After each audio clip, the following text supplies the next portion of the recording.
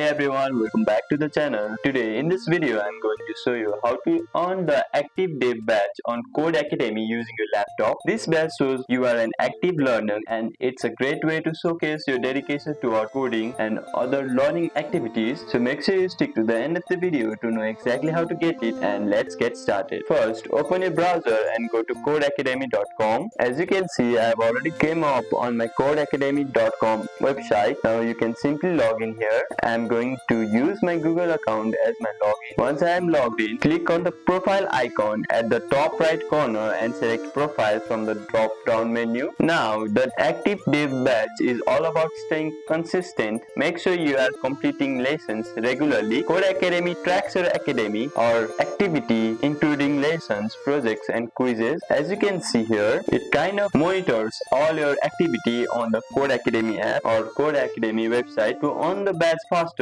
complete lessons, exercise or project consistently. Even small daily progress counts. Once you have enough activity, Codecademy will automatically award the active dev badge. You can check your badge under the achievement sections in your profile. As you can see, latest badges, I don't have any badges right now, but once I completed all my activities or all my lessons, the badges will pop up right here in this latest badges option. Try to log in daily and complete at least one lesson to keep your streak going. It helps you on the badge faster, and that's it. That's how you can get the active dev badge on Codecademy using your laptop. If this video helped you out, like that video and subscribe for more such videos, and share with friends who are learning to code. Keep coding and stay active. Thank you for watching, and I'll see you in the next one.